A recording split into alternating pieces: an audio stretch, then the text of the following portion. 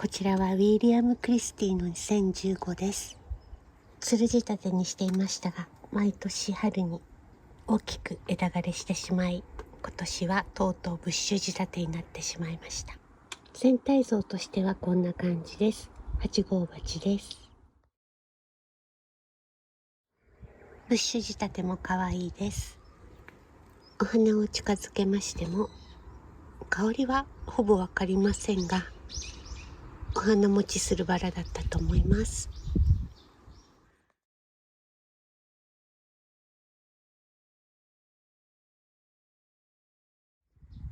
はい、こちらはイングリッシュローズのグレースです。咲き進むとダリアのような咲き方になります。昨日大雨に打たれてお花が下を向いてしまっています。お花を近づけますとしっかりとティーの香りがわかります。いい香りです。全体像としてはこんな感じです。8号鉢です。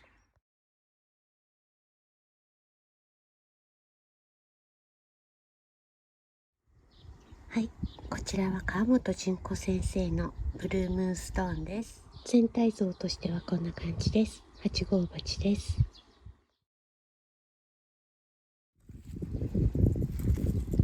お花を近づけますとほのかにダマスクの香りを感じるようです。ぶどうのようなとっても綺麗な藤色です。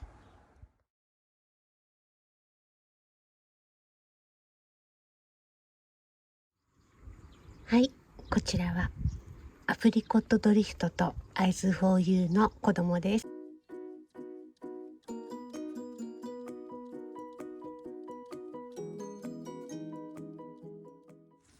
年々アイズフォーユーに似てきていますが、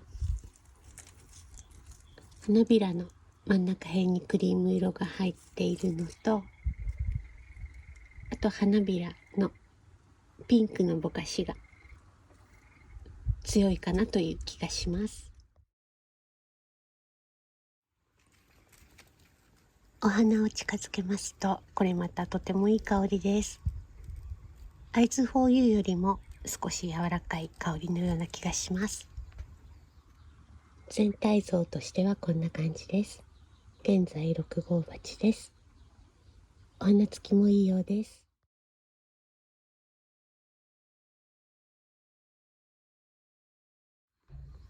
はい、こちらは鈴紫です。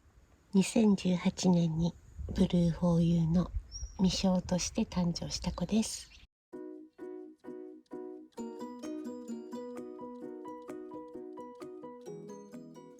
全体像としてはこんな感じです。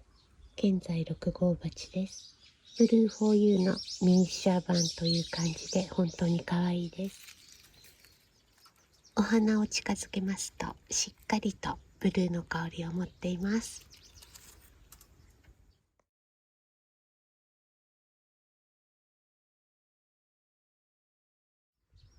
はい、こちらはミステリューズとエルの子です。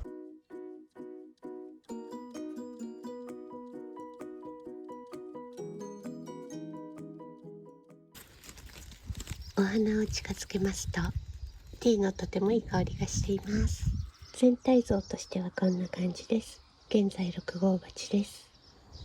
こちら先日ご紹介したシャルトルーズ・ド・パルムとお花が似ているかなと思ったのですが、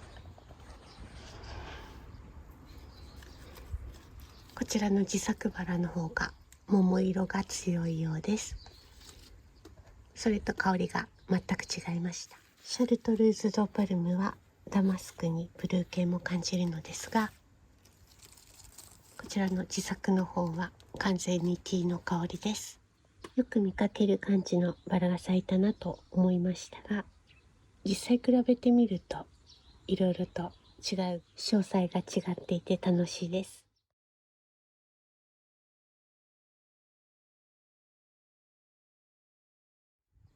はい、こちらはアプリコットドリフトとクチュールローズシリアの子です。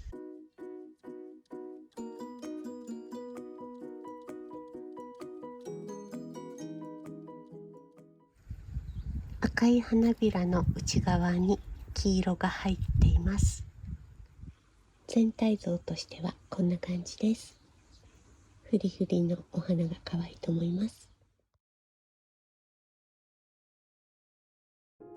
このバラはタンゴの踊り子のように見えたので、ミロンガドレスと名付けました。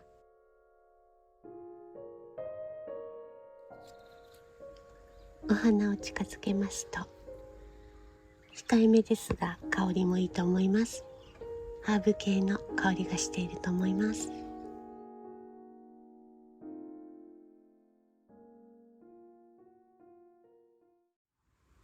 はい、翌日の午前です。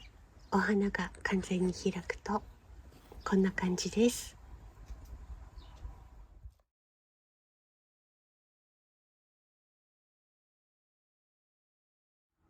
はい、こちらはパレードです。全体像としてはこんな感じです。10号鉢です。お花を近づけますと、ダマスクの方が強いですけども、ティーの香りも感じます。まだ青いつぼみがたくさんありますので、お花が長く楽しめそうですね。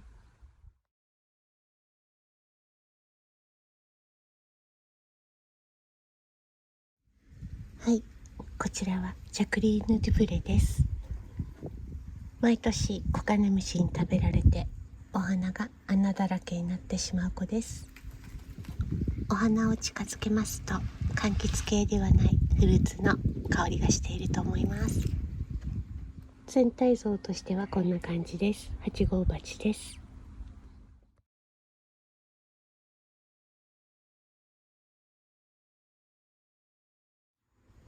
はい、こちらはカリプソです。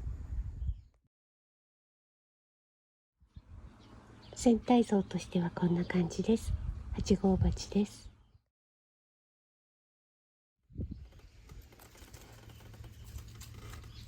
お花を近づけますと、柑橘系ではないフルーツの香りがするようです。複色のお花色と赤いつぼみがとっても可愛いと思います。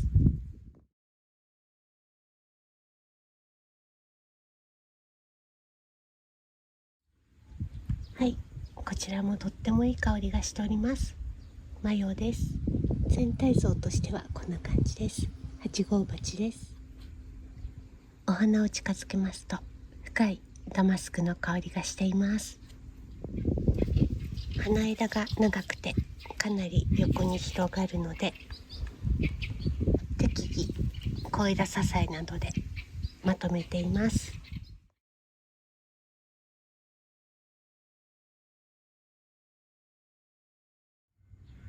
はい、こちらも大きく枝が広がっております。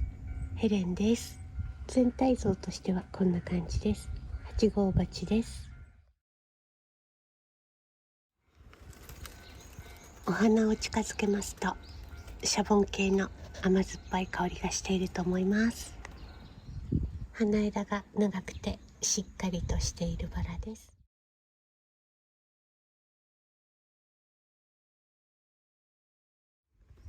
はい、こちらの自作バラはお母さんがクチュールローズジリアです。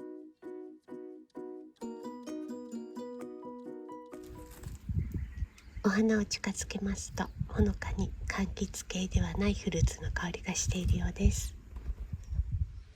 とても清楚な印象のお花だと思います。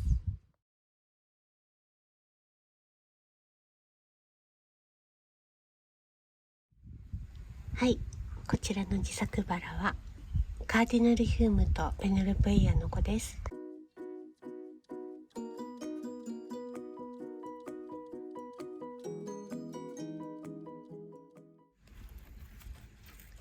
お花を近づけますと、ごくわずかにフルーツの香りがしているようです。この子は花びらの裏側が白いところがチャームポイントだと思います。